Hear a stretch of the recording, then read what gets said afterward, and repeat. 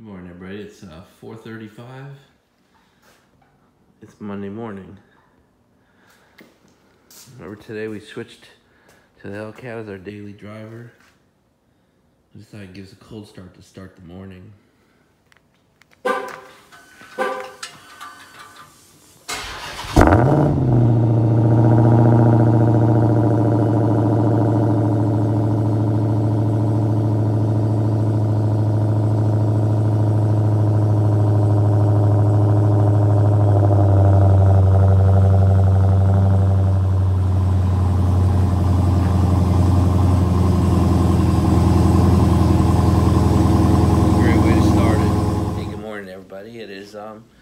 It's Monday, so welcome back to the new week. It's January 8th. It's about 10 after 6. And I'm doing this a little bit rushed, I feel, but I've got a 6:30 this morning, so I've got to, I just wanted to get something posted for you all. Talk to you about a couple things, and then I got to kind of get on with my day. So it's Black Shirt Monday. You know how some of you, we've had so many new people over the last few weeks. You know, I basically wear my dark suits with my blue DHA shirt or my black DHA shirt. So that's about all you're going to see unless we, in these office videos. God, yesterday was a great day. Sunday was fun. I hadn't had that much fun with the cars in a while. The weather kind of allowed us to get out on the street, and I had forgotten how much fun that Hellcat is. I'm truly emotionally attached to that thing. It is it's an amazing vehicle. I had so much fun even driving it in this morning, so I hate to see the Trackhawk get some road rash on it, but she'll get fixed over the next few days. We probably won't get it back until Friday or even Monday, but I have confidence in Caliber. They've done several of mine, and they always come back perfect, so I think we'll be fine. Let's see, the garage came along great. God, I mean, it's just to have it fully insulated and the heat turned on, and the getting the door adjusted correctly so it goes up and down with the remote. It's nice to have that huge garage door on a remote. Things have just come along great. So I saw a couple comments on it about why did I even put the lift where I did. And I just got no other choice other than tell you I'm an idiot. It's really the first garage I've ever tried to design. It's the first time I've ever touched a lift. And, we thought we had it lined up so that you could make the little turn. I mean, it's about 18 inches, but I just couldn't get it done. So totally my fault. The lift guy thought it would work as well. I made the final decision. It rests with me. So today it gets moved. And they're paying for it, so other than having some plugged holes in the floor, which I think is insignificant, I think it's a lesson learned with a very minor price to pay. But I own it. I made that call. So today, you guys, there's two topics as always. They both really came from you. The first one is somebody asked about how does DHA grow? What is our pitch process? I believe is the phrase that came in on the question. And then the other one came in by email, and I won't out the person who wrote it, but it was a question about what would I tell my kid? What would I tell my son if he wanted to get involved in the business? And we've had that conversation, so I'll just tell you personally what happened there. So on the DHA pitch process, I mean, in my world, we call that our business development, and it's really about developing relationships and about submitting formal proposals. There's really two parts that I really want to get out to you about selling, and one is, I think the most important concept is the preparation for the sale, and I think the other one is riding style or presentation style. Just depends on, what your business is going to call for. So the first thing is, and by far the most important, is the preparation for the pitch. We so much want to focus on the pitch itself or the ask, and I'll tell you that's probably 5 or 10% of it. The rest of it is getting ready for it.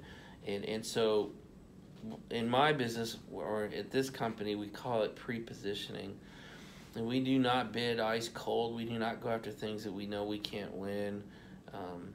And so for us, the preparation is lining up our past performance with the opportunities we go for. And then we work opportunities for somewhere between 6 months and a year before we make the pitch. And so we make sure the buyer knows who we are. In the government, the buyer has to go through a contracting officer, and there's a couple other layers as well. But we try to make sure the buyer and the contracting officer knows who we are and knows what our capabilities are, and has gotten to the point where, like, wow, these guys really do want this. They really do understand my problems and my concerns and what I'm looking for. I'm hoping they bid. I want the buyer and I want the contracting infrastructure of the government to be looking for our proposal, not to guarantee we're going to win, but at least they know who we are and we care enough about them to have gone and seen them, to the point where they're actively looking for our bid. They're looking for a proposal to come in with DHA on it, and that's one of the biggest criteria we have. The second part, though, is the writing style, or in your case it might be a presentation style, and that is it written in your perspective or the perspective of the buyer? And what I would advise you is things should be written from the perspective of the buyer. You should be using their words, their terms, their language, not yours. Lots of times we try to write things from what we think is important or what we want to get across, and frankly that doesn't matter. What matters most is, do you understand the client well enough to present things in their world, in their environment? What problem are you solving for them? And the other thing I'll tell you, I've done a lot of proposal evaluation in my time, and I'll tell you a lot of mistakes people make revolve around writing what we call the features and benefits of what you're proposing. Nobody gives a shit about your features and benefits. People want to know what problem are you solving for me? What risk are you taking off of my life or off of my job? How are you going to benefit me? How are you going to improve my life? And just talking about the features and benefits of you or your service or your product doesn't do it. Everybody's selling features. So the question is, what are you doing for me? What problem do I currently have in my life that you are solving for me? And if you're answering in your head right now, I don't know, how can I know that about what my clients are going on in their head? You need to do more research. You need to get closer to a sample set of your clients or your target audience and get to know them so that you can write it in their words. So that the person listening to you is going like, oh my God, this guy's been looking in my kitchen window. And so that's preparation, that's pre-positioning, and that can take months. And I know some of you might be looking for something that you can do today to get ready for your sale tomorrow. And again, that goes back to my whole philosophy of pushing your events away from you and getting ready for events that are months away, not a day or two away. It will take a while to get to know your audience to the point where you can write as if you're them. But once you've done that, you've almost won in the first few pages of the first few words of your pitch. And they're like, oh my God, this guy's like been sitting with me. He speaks my language. It's almost like you're speaking to me. And some of you have even said about these videos, you're like, it's you. You almost feel like I'm talking to you. And that's what I'm looking for. And trust me, that's what your clients are looking for. They want to be drawn in by you because you have gotten to know them so well.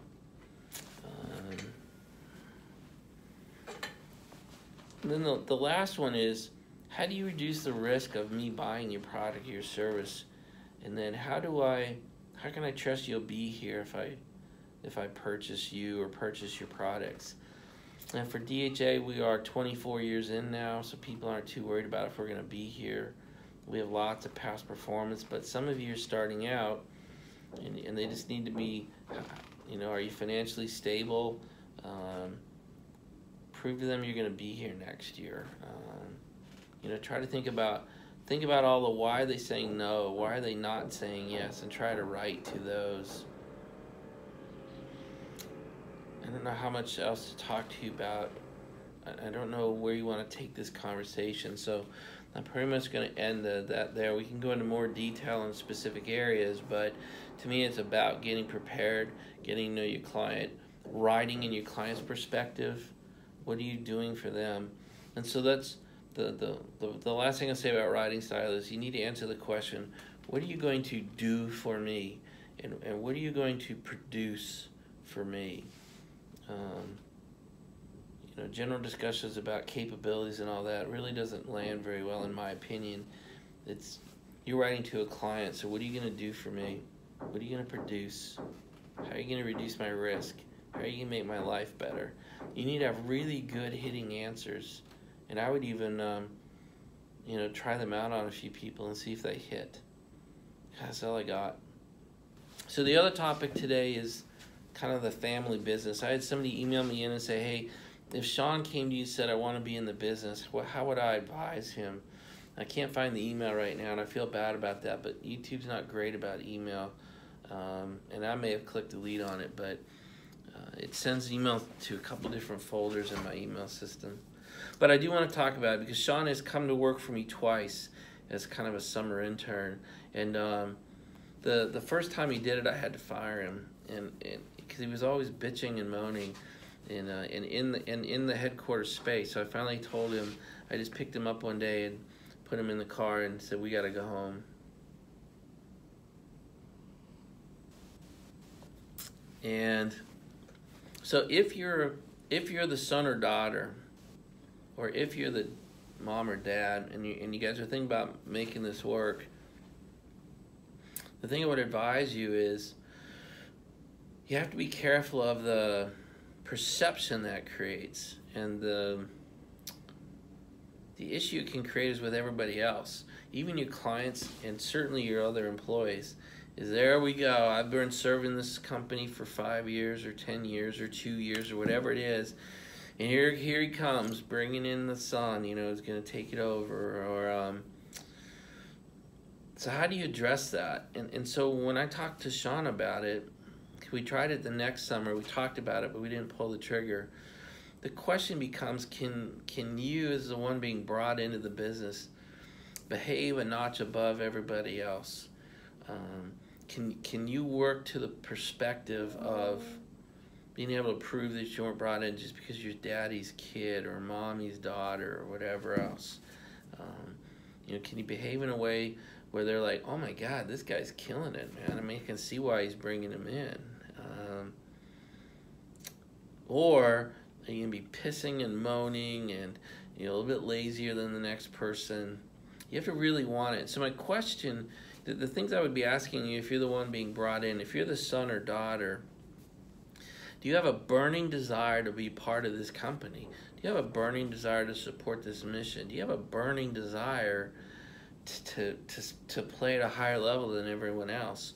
Or are you doing it because it's the easy route? Are you doing it because it's easier than getting a job at McDonald's or at somebody else's company or another internship where you don't know the owner? If you're doing it because it's the easier route, I would advise you to stop, because you're going to wreck your culture. Your clients are going to look at you differently. Because if you have a kid in there who's killing it, that breeds respect. If you have a kid in there that is kind of slacking it a little bit, always on the phone, bitching about getting in early, trying to slip out late, slip out early, doesn't want to pull the hard hours or the hard days, it damages your reputation with your clients and with your staff. Gosh, I really think that's it. I mean, again, I can certainly answer questions. I can go this further into the subject, but I've tried it twice with Sean. Once it was an adjunct failure, and this kid is brilliant. Sean is a near genius level person with technology. He can do anything I ask him to do. It's amazing. And he's also a lazy son of a bitch, and he hates getting up in the morning. He doesn't like working all day. He doesn't want to work every day. And so he's a little bit, everyone loves him here at the office, but he's poisonous to the work environment. And so we made a decision that we weren't going to bring him in. So it was 2 summers ago. summer of 15 that he failed out on the third or fourth day. And then last summer, summer of 16, we sat and talked about it, and he just wasn't ready. Even if we made it like 2 days or 3 days a week, he just wasn't ready to kind of get up at 5 o'clock and come into the office. And then this year, I guess this is last summer now, 2017, he made the decision to take about a half-time position at one of the local sports stores, Olympia Sports. And so he works there, and you know, it was easier hours on him. So he just wasn't ready as a teenager to come into an office environment and work full-time, or even 2 or 3 days a week all day long. He doesn't like 8-hour shifts. He doesn't like 10-hour days. And so I just say all that to you because if that resonates with you, then I would, or resonates with your kid, I would kind of put it on hold. So I love the idea. I love the idea of having Sean come in here and eventually take the business over, but it'd be a hard 10 years if he chose to do that. And I think he'd be doing it because it's the easy route. I don't think he'd be doing it because he has a burning desire to make this country safer by supporting the IT infrastructure. This is not where he's called, and I'm okay with that. He's got other callings. That's totally fine. So therefore, he'd be coming here for money, and that's just not, I'm not interested in that. I'm not interested in projecting that into my culture. The love of my son does not trump, you know, trying to trump the culture of my company. So hard words, you know, it's part of that robot reputation I was telling you about. Probably not what you want to hear, but you're playing hardball, man. This is the real world out here, and you're messing with your economic engine. You're messing with your ability to do some of the other things in your life. So just be very careful. And if you're the kid in this scenario, you don't want a false start. You don't want to waste a couple years because it was the easy route. So I hope that lands. I hope that makes sense. I hope that doesn't sound like I'm too much of a jerk. But anyway, that's all I've got. So have a great Monday. You know, this is like, for me, it's the first real week of the year. Last week was a 4-day week. Everyone's knocking the rust off. You know, my clients, the traffic, the city, we're all trying to get their act back together. So this is the first real week for us. So make it great. Have a great Monday, everybody, and we will see you. We'll see you at least tomorrow. Talk to you later. Bye.